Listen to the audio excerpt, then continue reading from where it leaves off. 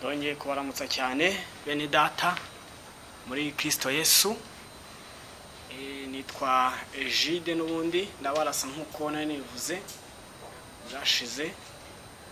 Ndagarutse ngo dukomeze bwa butumwa Imana yampaye ducumbukure aho ubushize twe twacumbikiye. Nari ndi gutanga ubutumwa buvuga ufite umutwe w'amagambo uvuga ngo u Rwanda mu mateka ya Bibiliya. Kandi nababwiye yuko ari ibice bibiri ubutumwa bufite. Igice cya mbere mbabwiramo ibyo tuzavugamo, babwira ibimenyetso bibiri garagaza yuko itorero rigiye gutaha n'ibisohora ko itorero zaba ritashye. Nibyo navuze ubushize, mvuga ku bihe bine tuzavuga bigiye gusohora mu Rwanda. Kandi ku by'umwuka wa Eliya ugiye kuza nabyo ntiturabivugaho, kandi ku by'integuza zateguriza bwabo byutse twumvise bwa mbere nabwo ntiturabivugaho. Rero niturangiza ibyo tuzahita twinjira mu cyiciro cya kabiri kivuga ngo u Rwanda mu gihe gishya ndetse n'irindi zina rishya Imana izaha igihugu. Ubwo rero none aha uyu munsi tugiye gukomeza tuvuga iby'ibihe bine bigiye gusohora mu gihugu cy'u Rwanda. Rero mbere yuko dukomeza reka dushima Imana yuko duhaye umwanya hanyuma dukomeze. Mana Data, Mana isumba byose, ndagushimiye yuko uyu mwanya wongeye kuduha ngo tuvuge amagambo yawe. Ni meza, yubaka ubugingo bwacu, yubaka umwuka, yubaka umubiri. Ijambo ryawe ni ryiza Mana. Ndagushimiye ko ijambo ryawe twaribonye niryo ridukiza.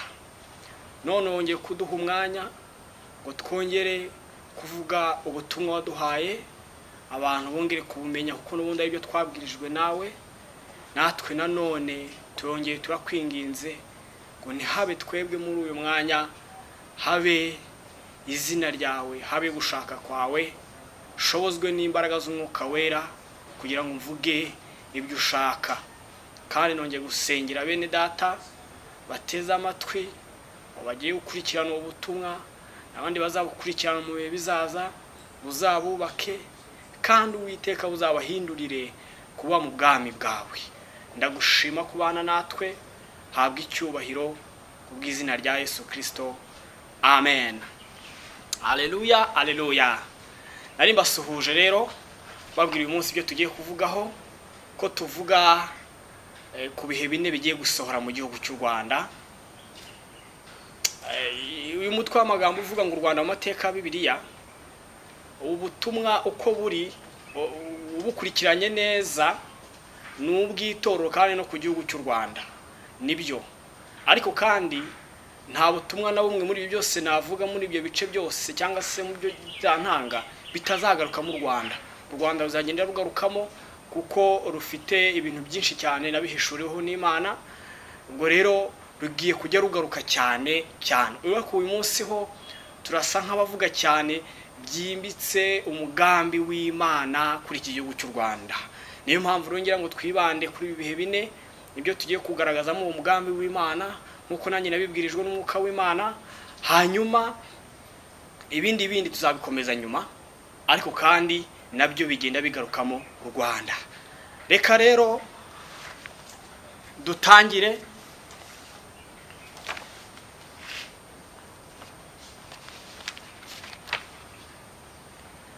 Imana rero ubwo yansuraga yamenyesheje umugambi ifite ku gihugu cy'u Rwanda, hanyuma irambwira ngo mbimenyeshe bene wacu b'Abanyarwanda. Ubutumwa bwabanje bwibandaga cyane ku bubyutsi, ariko kandi ku itorero ry'Imana rya Kristo aho riri mu mahanga atandukanye. Ubwashize bwasaga nk'ubwibanda cyane ku itorero mu mahanga atandukanye, ariko ubwo uyu munsi burasa cyane nk'ubwibanda kuri iki gihugu, burasa nk'ubwibanda ku Banyarwanda muri iki gihugu turimo. Niyo mpamvu rongera ngo nsabe Abanyarwanda bene wacu bumva ibi ngibi babisobanukirwe. Ubwashize naravuze ngo ubutumwa bw'igihugu ntago bugombeye ngo umuntu abakijijwe ngo twabakijijwe aribo tubumva nitwe bugenewe. Oya, ubu ngubu bwo bugenewe abanyarwanda bose, haba ukijijwe habe n'udakijijwe, agombye kubimenya agasobanukirwa umugambi w'Imana yo mu ijuru, kugira ngo amenye uburyo abana nayo, amenye uburyo ayikorera, amenye uburyo ayihimbaza. Ubwo rero ndasaba cyane Imana ngo ubu butumwa abanyarwanda babumenye bose, mu nzego zose, kuva ku mukuru kugeza ku mutoya, bose babumenye, kugira ngo bamenye uburyo bahimbaza Imana yo mu ijuru, bamenye ko Imana ibashaka. Ubwo rero icyo Imana yarimo imbwira ku banyarwanda ni iki ngiki ngiye kuvuga, ariko kandi kiraza kwibanda kuri ibi bihe bine. Bwa mbere rero Imana yarambwiye ngo umbwire bene wacu b'abanyarwanda ngo muri ibi bihe bya nyuma byo gutaha kw'itorero, u Rwanda ni ubuturo bw'Imana. Haleluya! U Rwanda ni ubuturo bw'Imana. U Rwanda rero niza kuruvuga nyine murumva igihugu cyose, mwumva intara zose, mwumve n'abakirimo, habe abaturarwanda ndetse n'abanyarwanda bose bamenye ko iki gihugu muri ibi bihe bya nyuma Imana yambwiye yuko ari ubuturo bwayo. Yarambwiye ngo ije gutura muri iki gihugu, ije kugira ngo yicare hano nayo ihinduke nyiri igihugu, kandi ubu ngubu ni nyiri igihugu kuko niyo Imana niyo yaremye ibihugu. Amen. Ubwa mbere rero yambwiye yuko u Rwanda muri ibi bihe bya nyuma ari umutungo wihariye w'Imana. Amen. Ako nakandi ka kabiri yambwiye ngo muri ibi bihe bya nyuma by'itorero ngo gutaha no gutegurwa gutaha, u Rwanda ni umutungo wihariye w'Imana. Amen. Ni umutungo wihariye, ni nayo mpamvu Imana ikomeye cyane kuri uyu mutungo muri ibi bihe bya nyuma. Wakibaza ngo mbese mu bihe byabanje byo ntiwari umutungo w'Imana? Yego, wari umutungo w'Imana, ariko muri ibi bihe bya nyuma byo ni umutungo wihariye. Ni umutungo wihariye idasangiye n'ikindi kigirwamana icyo ari cyo cyose. Amen. Ni nayo mpamvu rero bino bihe bine bigiye gucaho ndacyababwira umugambi w'Imana, nimo mbasobanurira. Irongera irambwira ngo ntizakunda na gato kubana n'icyitwa Imana cyose muri iki gihugu kitari yo yonyine. Ngo ntizabikunda izindi mana zose z'umwijima, z'ibinyoma, zimwe zisengwa.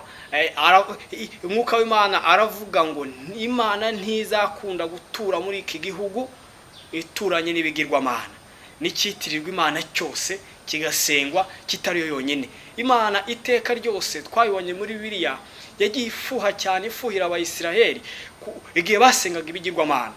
Imana yagiye ifuha cyane, n'ubu ngubu nabwo rero ifite ifuhe rikomeye, kuko abantu bamwe na bamwe muri twebwe bafite izindi mana basenga zitari Imana yo mu ijuru y'ukuri.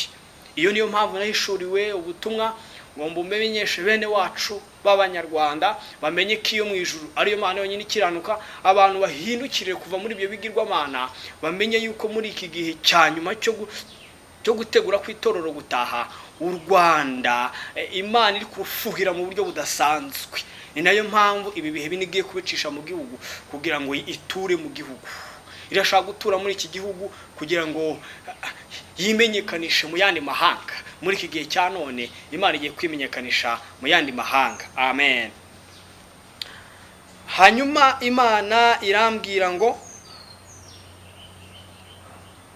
igiye gucisha ibihe bine mu gihugu cy'u Rwanda bigiye kubanziriza guteguza ububyutsi. Bwa bubyutsi navuze mu gihe cya mbere n'ubu nabwo bugenda bugaruka. U Rwanda rero ni igikoresho gikomeye muri ibi bihe bya nyuma Imana igiye kwicaramo igategura itorero. Amen. Ni nayo mpamvu rero bino bihe bine igiye kubicishamo mbere yuko bwa bubyutse buza, nababwiye ko buzatangirira mu gihugu cy'u Rwanda. Twihuse rero ibyo bihe nibyo tugiye kuvugaho.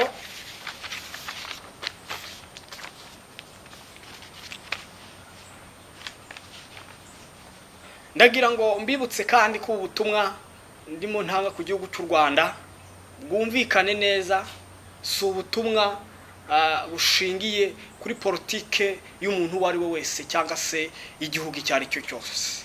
Oya, ahubwo ni ubutumwa bushingiye kuri politike y'igihugu cyo mu ijuru. Amen. Ni ubutumwa bushingiye muri politike y'umwuka, politike y'Imana mu by'umwuka. Rero ntibyumvikana ukundi, byumvikana uko biri. Ubu butumwa ni ubutumwa bushingiye kuri politike y'Imana, si y'umuntu uwo ari we wese kandi si igihugu icyo ari cyo cyose. Rero byumvikane ibi bihe neza nk'uko mbisobanuye, kuko ndi umugabo wabasha guhagarara nkabisubiramo ibyo navuze. Ibyo ngiye kuvuga none nabasha kubisubiramo, undi muntu wese abimbajije ngo nsubiriramo ibintu watangaje kuri Vision TV nabisubiramo, kuko ndashikamye nshize amanga kubivuga, kuko ari byo nabwirijwe n'umwuka ngo menyeshe bene wacu b'Abanyarwanda bamenye umugambi w'Imana kuri iki gihugu cy'u Rwanda. Twihuse rero, igihe cya mbere ni igihe cyo kuvunika kw'inkoni. Amen. Igihe cya mbere ni igihe cyo kuvunika kw'inkoni. Iki gihe Imana imara kukimbwira, nanjye nagize amatsiko menshi yo gusobanukirwa iby'iki gihe. Ndabaza ngo Mana, iki kuvunika kw'inkoni ni iki? Ushatse kuvuga iki? Amen. N'ubundi ibi bihe bine turi kuvuga tuzibanda cyane kuri bya bitabo bibiri, igitabo cya Isaya n'igitabo cya Yeremiya. Nkuko n'ubundi ari byo bihe bigiye kugaruka, nkuko nabivuze mu nyigisho ya mbere natanze cyangwa se mu butumwa bwa mbere natanze. Uku kuvunika kw'inkoni rero ni ukuhe? Reka dusome ijambo ry'Imana. Ijambo ry'Imana mu gitabo cy'umuhanuzi Yesaya, ibice ni 9, niho tuzibanda cyane kuvuga ibihe bitatu, kuko nanjye nabishuriye n'umwuka w'Imana. Igice cy'ikenda, umurongo tuza gusoma n'umurongo wa 3. Umutwe w'amagambo uravuga ngo ibihanura umwami uzavuka ari umukiza n'umwami. Umurongo wa 3, reka dusome duhereye ku murongo wa mbere. Aravuga ngo abantu bagenderaga mu mwijima babonye umucyo mwinshi, abari batuye mu gihugu cy'igicucu cy'urupfu baviriwe n'umucyo.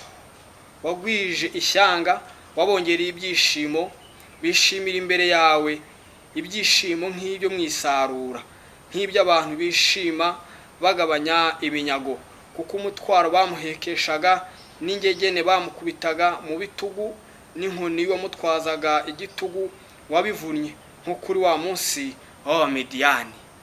Amen.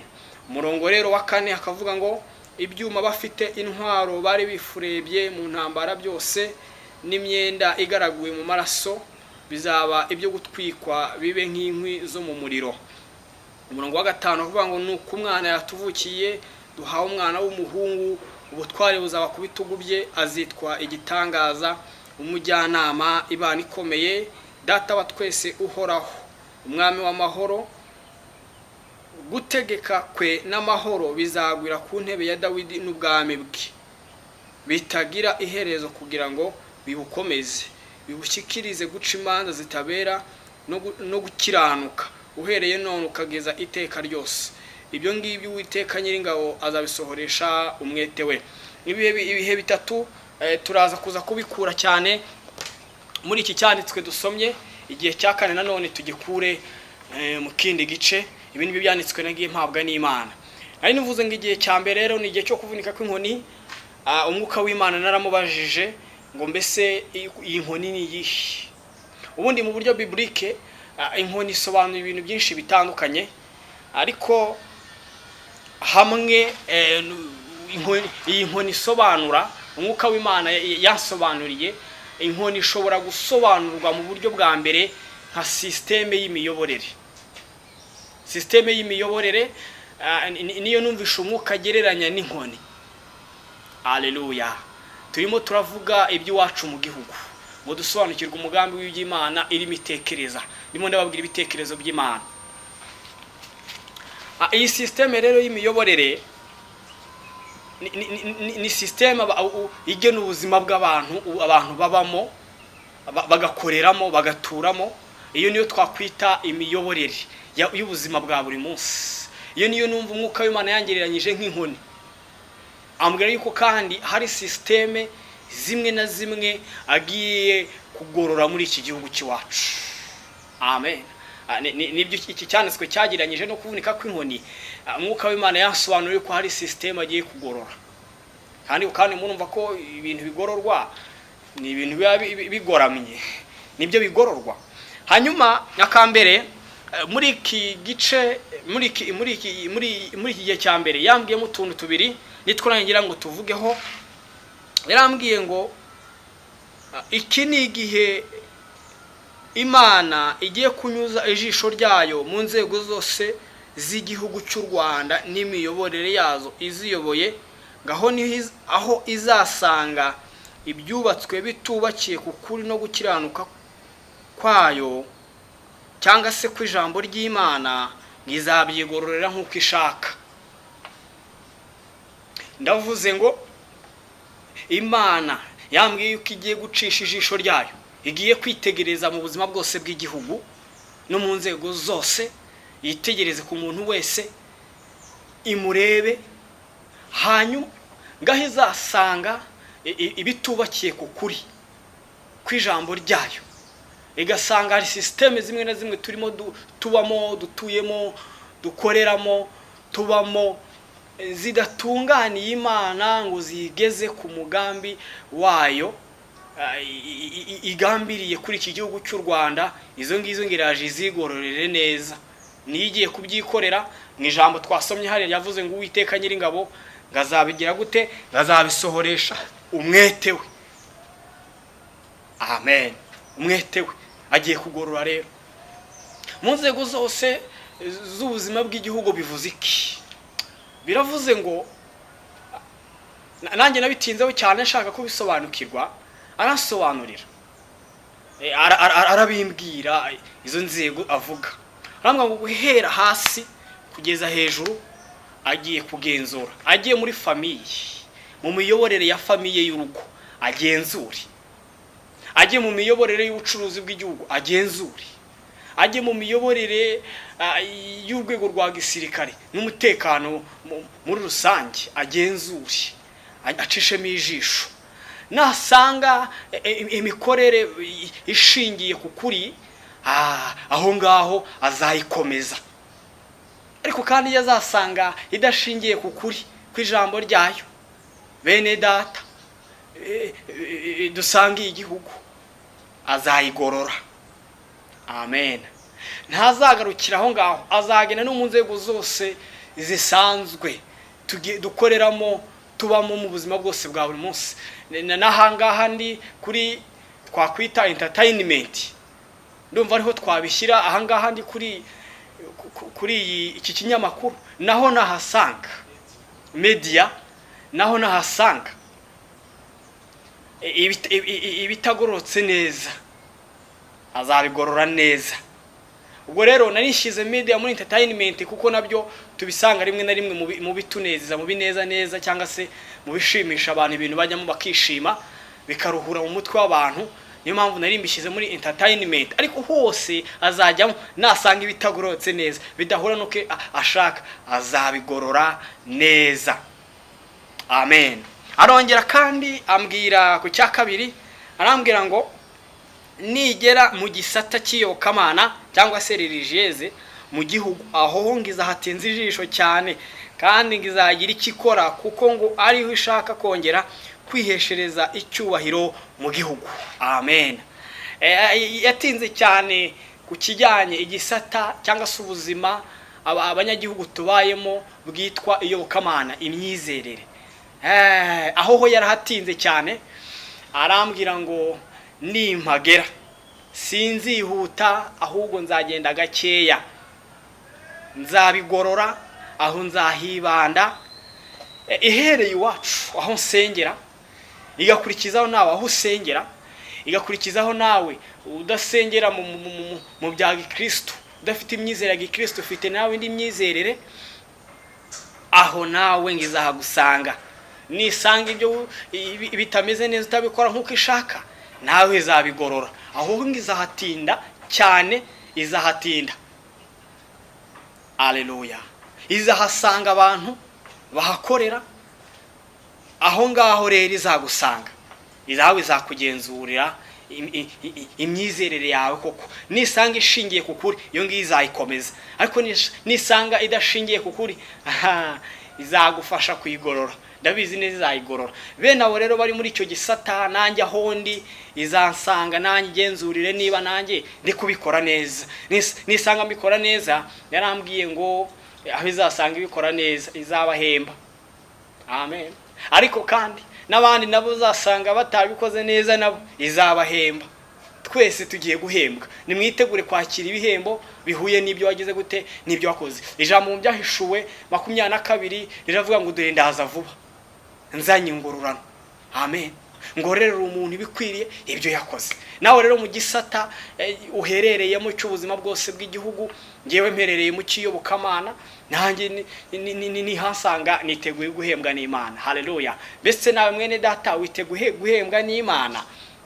Nawe utegure guhembwa n'Imana aho uri hose.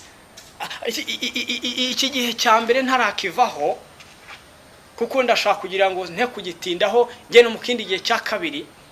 Wigenzure cyane aho tugeze ubu ngubu. Ni igihe kigiye gukurikiraho, ni igihe kigiye kuza. Wigenzure nawe urebe niba imyizerere urimo uri kubigenza neza nkuko bigombye, bishingiye ku kuri kw'ijambo ry'Imana. Amen. Kuko ibitabo byose mu isi bidashingiye kuri Bibiliya ntibivuga ukuri. Ariko ibishingiye kuri Bibiliya byose bishingiye ku kuri, kuko Bibiliya niyo jambo ry'Imana, kandi ijambo ry'Imana niko kuri konyine, kuko niko kubatura umuntu. Amen. Nawe rero igenzure mu gihe cya none, urebe niba koko ibihembo bigiye kuza tugiye kwakira nawe koko uzahembwa neza. Nanjye niteguye guhembwa. Nawe aho uri mu gisata hose uzahembwa. Niba warayoboye umuryango neza uzahembwa. Niba kandi mu nzego zose z'ubuzima bw'igihugu uyoboye neza uzahembwa. Amen. Na systeme zimwe na zimwe dukoreramo niba zishingiye ku kuri, Imana iraza kuzikomeza rwose, zikomere cyane, dukomeze kuzigenderamo. Ariko kandi izisanga zidashingiye ku kuri, yarambwiye ngo izo ngizo nta wundi mufasha ikeneye, igiye kuza ibyigororere. Yes, abaho umugisha. Icyo ni igihe cya mbere. Iki gihe cya mbere rero nicyo giye kubanziriza ibihe bitatu bindi bizakurikiraho, kandi ikijye tugiye kugisohoraho mu minsi ya none tukirimo, kandi tugikomejemo no mu minsi igiye kuza tugikomejemo. Amen. Igihe cya kabiri rero nk'uko Imana yarambwiye ngo ni igihe cyo gutwika cyangwa se igihe cyo kweza. Hano muri iki gice twasomye n'ubundi harimo igihe cyo gutwika, ni mu gice cya ni mu murongo wa 4, ariko ndaza gusoma cyane mu kindi gihe, mu kindi gice cy'igitabo cya Yeremiya. Some mu murongo umwe, no murongo w'8 mu gice cya 33. Nari mbabwiye ngo ikindi gihe kizakurikira ikindi gihe cyo gutwika cyangwa se igihe cyo kweza. Ni igihe cyo kweza igihugu. Bene data, Imana arambwiye ngo igiye kweza igihugu, izeza igihugu nyuma yuko izaba imaze kugenzura, imaze kugira ibintu igorora neza mu gihugu cyacu. Irambwiye ngo izeza igihugu. Amen. Bene data, ndagira ngo mabwire ibi bihe mu bikurikirane, ni umugambi ukomeye w'Imana, n'ubutunzi bukomeye Imana yaduhaye twebwe abanyarwanda wishurirwa. Ubu ni umutunzi bukomeye yaduhishuriye, kuko Imana ijya yishimira gukorana n'abantu bayo kandi ikavugana nabo. Niyo mpamvu abahanuzi babaho, ni kugira ngo umugambi wayo iwucishe mu bakozi bayo, hanyuma abantu twese tubumenye. Umugambi wayo ni mwiza rero, ishaka gutura mu gihugu. Niyo mpamvu irimo ishaka gucishamo bino bihe bine, irashaka gutura mu gihugu. Amen. Iki gihe rero cya kabiri kizakurikira igihe cyo kuvunika kw'inkoni, ni igihe cyo kweza igihugu. Imana yambwiye yuko izeza igihugu. Igihugu iki turimo yarambwiye ngo izacyeza. Imana yongeye kumbwira yuko icyo gihe izeza igihugu cyose cy'u Rwanda. Irongera irambwira ngo izeza igihugu ihereye igihe ngo ngewe ntazi, ngo ndetse n'umuntu wese atazi. Imana nijya kweza igihugu ngo izahera mu gihe umuntu wese muri twe turiho atazi, mu myaka umuntu atazi, ihereye mu basekuruza bacu. Bibiliya iravuga ngo nzahora abana gukiranirwa kwa base. Hari igihe rero basekuru baho dukomoka bacu bajya bakiranirwa, ntibakore iby'Imana ishaka. Haleluya. Ntibakore iby'Imana ishaka, bakagomera Imana. Ariko Imana irambwira ngo izeza igihugu, ngo kandi niyeza ntizeza ibyo ibyo uburyo nanduje igihugu, kuko abantu twe twanduza igihugu. Izahere mu gihe cya kera umuntu wese atazi, ariko irambwira ngo izeza igihugu. Amen. Ntabwo bisanzwe muri Bibiliya kubibona ukuntu Imana yeza igihugu. Oya, byagaragaye muri Israeli uburyo Imana yejeje igihugu. Ndaza kuza kubibasobanurira nabyo. Ubwa kabiri rero, Imana yongeye guhishura igiye kweza igihugu mu mateka yayo ya Bibiliya, igiye kweza u Rwanda. Nawe rero wibaze uburyo Imana ishaka kweza u Rwanda, nuko ishaka gutura muri iki gihugu cy'u Rwanda. Amen. Ni igihe cya kabiri yambwe izacisha mu gihugu cy'u Rwanda. Muzirikane ko ibi bihe ni ibiteguriza ububyutse bugiye kuza. Hanyuma gatatu irongera irambira umuntu wese icyo gihe azuhagirwa, ngo kandi izeza ubutaka n'ikirere by'igihugu, ngo ndetse n'ikintu cyose kizaba kiri mu gihugu cy'u Rwanda kizezwa. Haleluya. Ikintu cyose kizagira gute? Kizezwa. Bene data, mwari muzi neza ko ubutaka bujya bwandura? Mwari muzi neza yuko ikirere kijya cyandura? Ibi ndimo navuga uburyo spirituel, uburyo bw'umwuka kijya cyandura, kandi nta bandi bacyanduza n'abantu. Mu buryo bw'umwuka abantu nibo banduza igihugu. Bibiliya hari ahantu igaragaza ibyaha byanduza igihugu, ariko simbivuze, namwe musoma Bibiliya murabizi. Hari n'ibyo nawe ubona ukubitana nabyo, hano ugakubitana nabyo rwose ukabibona, cyangwa se nawe ukawubikora.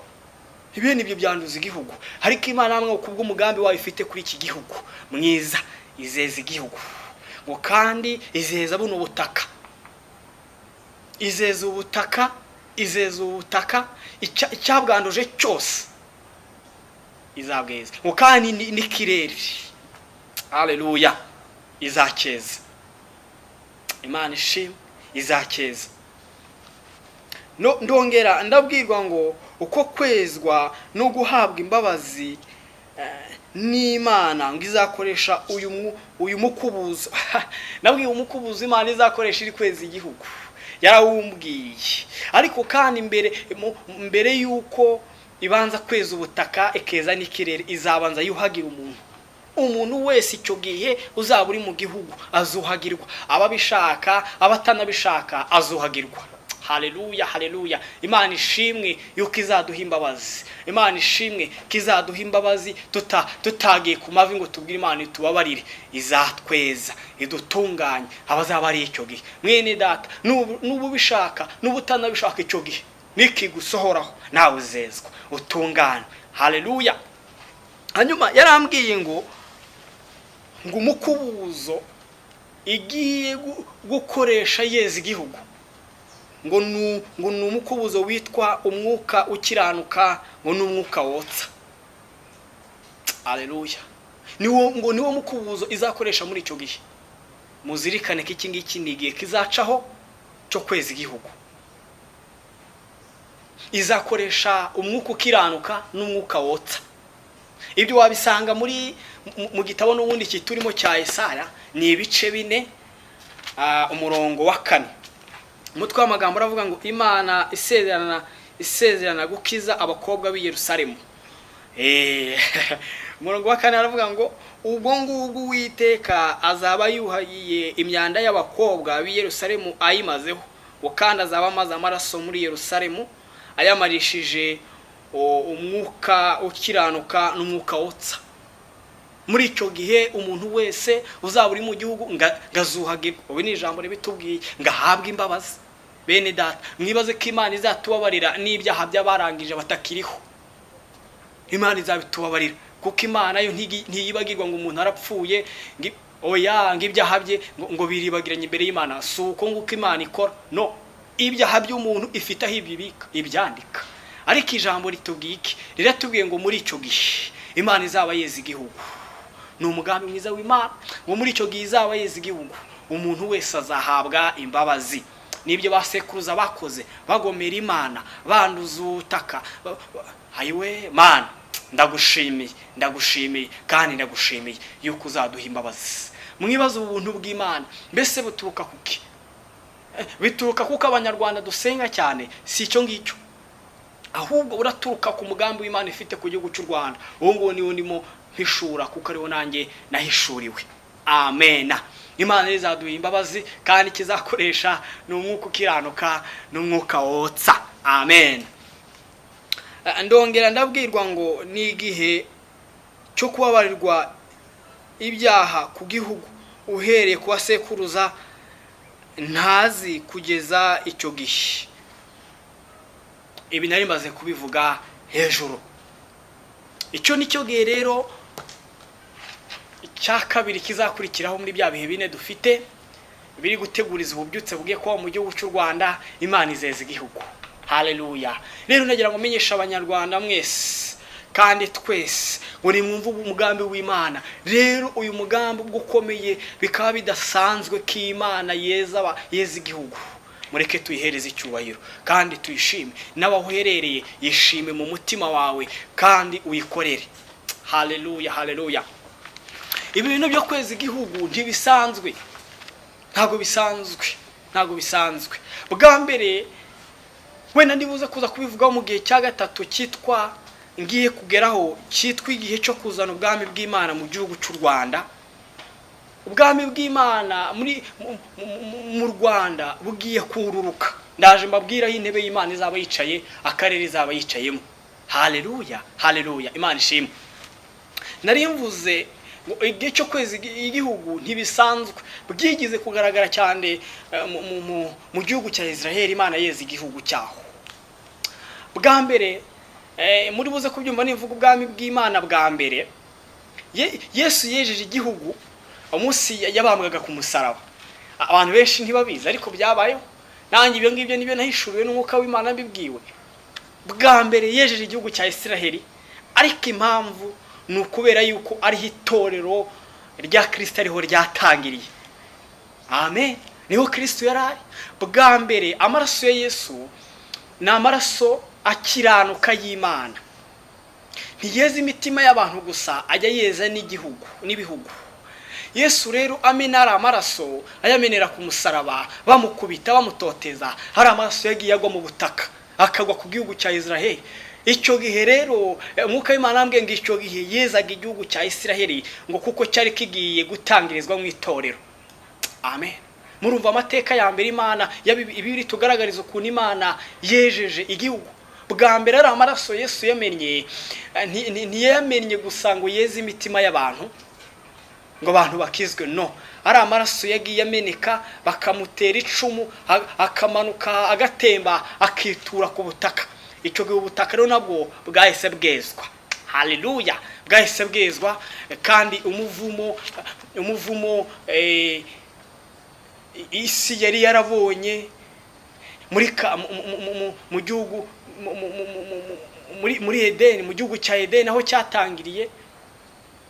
Igihugu cyatangiriye Imana itangizamo abantu, ibabwira ngo muzaniye isi umuvumo. Bageze mu gihugu cya Israel, Imana igira gute? Yeza igihugu. Haleluya. Imana yejeje igihugu icyo gihe. N'ubwa mbere Bibiri tugaragarije ko Imana yagize gute? Yejeje igihugu. Ariko impamvu yejeje Israel kuko hari hagiye gutangirira itorero. Rero nimwumva impamvu Imana igiye kweza igihugu cy'u Rwanda, nakomeje kubabwira ngo u Rwanda niho Imana igiye gutura igategura itorero gutaha. Ni nayo mpamvu rero Imana igiye kweza igihugu bwa kabiri. Nuko igihugu cy'u Rwanda rigiye gutegura rya torero ryatangiye mu gihugu cya Israel gutaha. U Rwanda rero rugiye kubigiramo uruhare. Ni nayo mpamvu igihugu giye kwezwa. Mu mateka rero ya Bibiliya ntahandi Bibiri igaragaza ko igihugu kigize kwezwa. Oya, ntahandi hantu mu isi higize hezwa igihugu, kubera yuko itorero ni iry'agaciro gakomeye imbere y'amaso y'Imana. Niyo mpamvu nta kintu na kimwe Imana itakora ku bw'itorero. Amen. Kuko rero igihugu cy'u Rwanda gifite uruhari mu gutegura ku itorero gutaha. Niyo mpamvu igiye kwezwa. Nimwumve rero impamvu Imana igiye kweza igihugu. Ariko kandi impamvu ya kabiri Imana igiye kweza igihugu nuko igiye kuza gutura mu gihugu cy'u Rwanda. amen. Vuga ngo haleluya. Igihe cya gatatu rero nkibabwiye kari igihe cyo kuzana ubwami bw'Imana mu gihugu cy'u Rwanda. Haleluya. Banyarwanda bene wacu, nimwumve umugambi w'Imana idufiteho. Irashaka kuza gutura, iturane natwe. Amen. Irashaka kuza guturana natwe. Irashaka kuyangiza iturane nawe. Irashaka mu muryango muri famiye iziturane n'abantu. Irashaka kugira ngo mu bucuruzi izibane n'abantu. Irashaka kugira ngo mu nzego zose z'ubuzima bw'igihugu, mu miyoborere, kugeza kuva mu bakuru kugeza mu batoya bayoboye igihugu, iturane nabo. Haleluya. Iturane nabo kandi ikorane nabo. Biriya bihe bibiri igiye kwandika bicishaho kugira ngo iturane hamwe natwe. Haleluya. Ibi ngibi turabisanga mu gitabo n'ubundi kiturimo cya Isaya, ibice 9 umurongo wa 5 n'uwa 6 niwo tugiye gusoma. Aha hantu muhitondere bene data, hari hishurirwa rikomeye nahawe n'umwuka w'Imana. Nahawe n'umwuka w'Imana. Haleluya. Ubwami bw'Imana mugiye kuza mu gihugu, ubundi ntibisanzwe ubwami bw'Imana kuza mu gihugu, ariko none bigiye kubaho. Mu gitabo cy'amabanga y'Imana cyakindi Yohana yabonye mu bice 5 mu byahishuriwe, cya gitabo Imana yari ifite cyari kiboheshejwe ibimenyetso 7 Yesu yemenye, harimo chapitre ivuga ku bwami bw'Imana mu isi, kuzaza mu isi. Harimo chapitre, ibyo nibyo umwuka w'Imana yambwiye. Iyo chapitre iravuga ukuntu ubwami bw'Imana buzaza mu isi. Yambwiye ngo ubwami bw'Imana buzaza mu isi mu bihe 3. Iko niko chapitre muri icyo gitabo cy'amabanga y'Imana ivuga. Bwa mbere na mbere, ijambo ryo rirakomeye. Ubwami bw'Imana bwo burakomeye muhumve, kuko harimo ubwiru bw'Imana bukomeye. Bwa mbere yarambwiye ngo ubwami bwayo ngo bwagombaga kuza mu mitima y'abantu, ariko gakiza. Aribyo Yesu yakoze, arabuzana mu gihugu cya Isiraheli aza ari umwami. Hano Bibiliya yagaragaje ukuntu hazavuka umwami.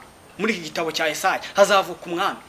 Uwo mwami rero azazana n'ubwami. Ni umwami wo mu ijuru, si wo mu isi. Azazana ubwami bwo mu ijuru. Aje rero azana ubwami, abuzana mu mitima y'abantu, abantu babona gakiza. Ariko natwe dufite, iyo tubwiza abantu bagakizwa cyangwa se ijambo tukaryumva, rituzanira ubwami bw'Imana mu mitima. Iyo tuzaniye ubwami bw'Imana mu mitima, Imana ibana natwe mu mitima. Haleluya. Imana ibana natwe mu mitima. Ni nayo mpamvu Imana ibana nawe bitagomeye ngo ujye kwishaka kure, ahubwo ibana nawe mu mutima kubw'agakiza bwo kwakira Yesu muri wowe. Ubwo ni buryo bwa mbere Imana yambwiye bwo kuzana ubwami bwayo. Ubwa kabiri irambwira ngo ubwami bwa kabiri n'ubwa gatatu ngo ni ubwami buzaboneka mu bihugu. Irambwira ngo ubwami bwa kabiri ngo ni ubwami bugiye kuza, ngo bwagombaga kuza ngo mu gihugu cy'imahanga, kiri imahanga, cyangwa se inyuma y'igihugu cya Isiraheli. Ubundi Bibiliya iyo tuyisomye ikagaragaza ibihugu biri imahanga, ni ibihugu biri inyuma ya Isiraheli, byose byitwaga amahanga. Amen. Rero icyo gihugu kiri imahanga ni cy'u Rwanda.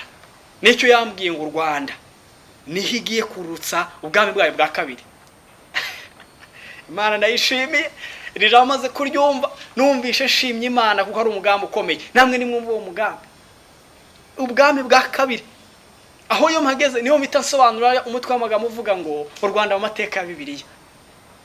Muri cya gitabo cy'amabanga y'Imana Yohana yabonye ngo harimo chapitre ivuga ubwami bw'Imana kuza mu isi. Ngo kandi ubwami bw'Imana kuza mu isi harimo yuko ubwami bwa kabiri buzaza mu gihugu cy'u Rwanda. Ndimo nayovuga nezerewe nishimye kubera yuko aya ni amakuru akomeye, n'umutungo ukomeye abanyarwanda duhawe. Imana igiye kuza gutura natwe muri iki gihugu. Hanyuma rero irambwira ngo ubwami bwa mbere ngo ni ubutangira itorero. Ni ubutangira itorero. Reka mvuge gato ku bwami bwa gatatu kugira ngo mbijyanire rimwe. Ubwami bwa gatatu rero Imana yarambwiye ngo ni igihe Imana izamanukana n'abera ikaza kwimana nabo imyaka 1000 mu gihugu cya Isiraheli. Ngo ubwo nibwo umwami azaza Yesu ngazane n'ubwami bw'Imana mu myaka 1000. Nanjye nzaba ndiyo, nawe kandi uzaba uriyo. Haleluya. Imana ishimwe, Imana ishimwe. Nawe uzaburiyo. Tuzimana na Yesu imyaka 1000. Dutegeke, iyo ni ingoma, n'ubwami bwa gatatu. Nimwumve rero muri chapitre ivuga ubwami bw'Imana iri muri cya gitabo cy'amabanga y'Imana. Imana igiye ihishura y'amabanga iyahishura uyishaka kugira ngo abantu bayamenye. Haleluya. Irambwira ngo ubwami bwa mbere ngo nubutangira itorero. Aribwo Yesu yakoze yazanye mu gihe cyabanje, hanyuma ariko gakiza Imana itura muri twebwe, umuntu wese muhaga kiza, uwihaye agakiza akahita hinduka itorero ry'Imana. Nibwo bwa mbere itorero ryatangiye. Hanyuma irambwira ngo ubwami bwa kabiri bwo mu gihugu cy'u Rwanda ngo n'ubwami butegura iryo torero ryatangiye mu bwami bwa mbere gutaha. Amen. Ubwami bwa kabiri bwo n'ubutegura itorero. Hanyuma irambwira ngo ubwami bwa gatatu ngo n'ukwima ingoma ku itorero. Ngo n'ukwima ingoma ku itorero. Ya myaka 1000 tuzaba twima ingoma ngewe nawe. Nimwumva umugambi w'Imana kuri twebwe abanyarwanda. Haleluya. Imana ishimwe iturutishije amahanga iza gutura mu gihugu cy'u Rwanda. Hanyuma rero Imana yambwiye yuko igiye kuza gutura muri iki gihugu cy'u Rwanda.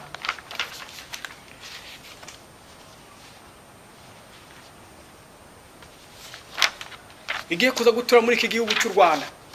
Irambwira ngo kandi ng'intebe yayo igiye kuzana muri iki gihugu cy'u Rwanda ngizabi ihagaze zabishinze ngo ku nkinge ebyiri.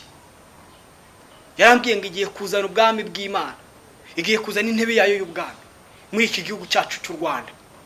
Nimwumve noneho rya jambo twatanye tuvuga ngo u Rwanda muri ibi bihe bya nyuma by'itorero ngirashaka ngo n'ubuturo bw'Imana. Imana ashaka gutura muri iki gihugu.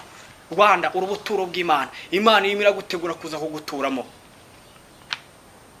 Haleluya. Imana irimo iragutegura kuza kuguturamo.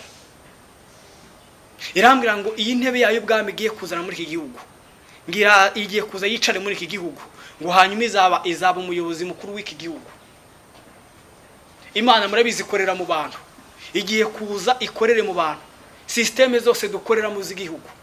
Imiyoborere yose tuba mu y'igihugu. Ubuzima bwose mu muryango, ubuzima bwose mu bucuruzi, ubuzima bwose mu mashuri, ubuzima bwose muri entertainment, ubuzima bwose mu bisata byose religieuse bw'imyizerere y'ubukamana. Imana igiye kuza ihinduka umuyobozi mukuru w'ibyo bisata byose. Amen. Irambwira ngo iyo ntebe yayo y'ubwami igiye kuzana ngizayicaza ngo mu karere ka Muhanga,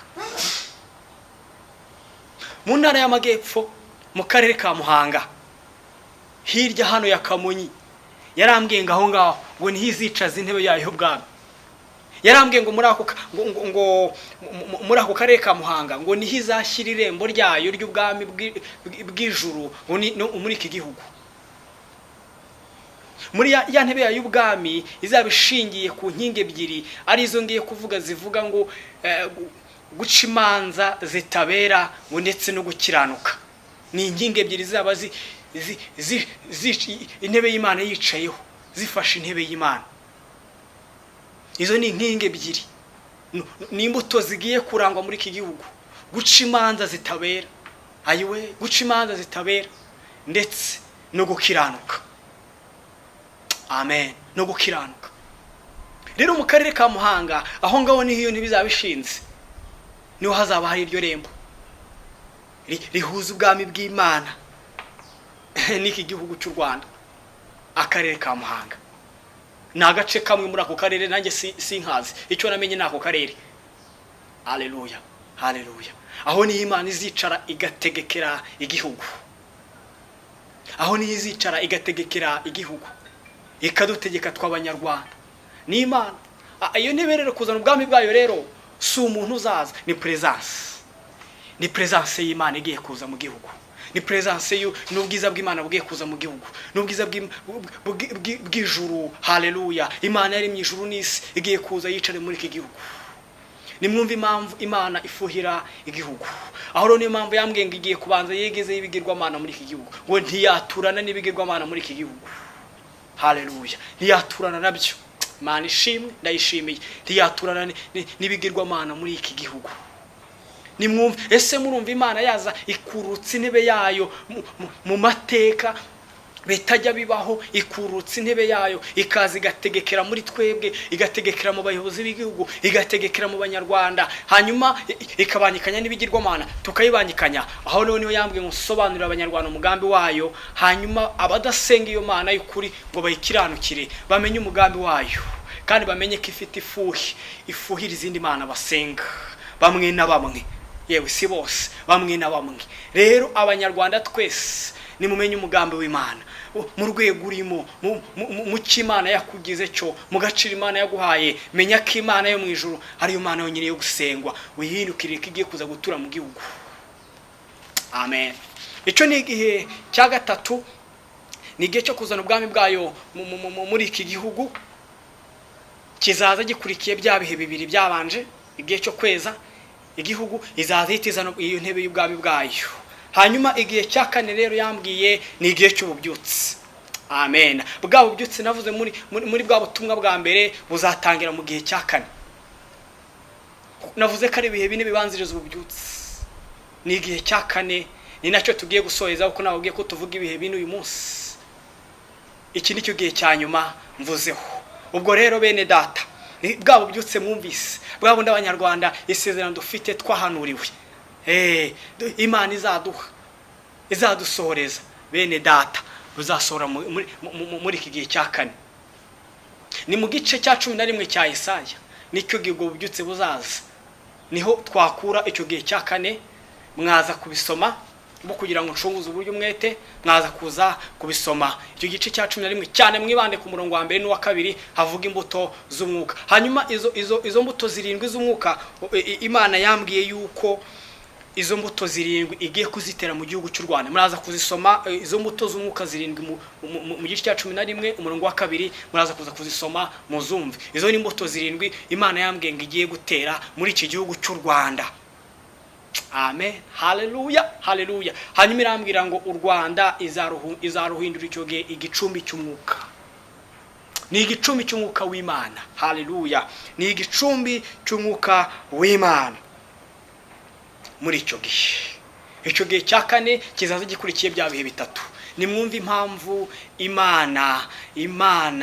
Imana igiye gucisha ibihe bine muri iki gihugu cy'u Rwanda. Soreje ku ijambo rimwe rero ngiye gusengeramo, niba mu rwandiko rwa kabiri Paulo yandikiye Abakorinto ibice 7, ngiye kurisengeramo soza.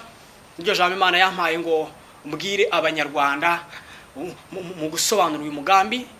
Tuzongera gusobanura noneho uyu mugambi cyane mu gice cya kabiri tugitangiye kivuga ngo u Rwanda mu gihe gishya. Ni Paulo yandikiye Abakorinto ibice 7 umurongo wa mbere wonyine niwo dusoma. Aravuga ngo nuko bakundwa, ubwo dufite ibyo byasezeranijwe, twiyezeho imyanda yose y'umubiri n'umutima, tugende twiyejesha rwose kubaha Imana.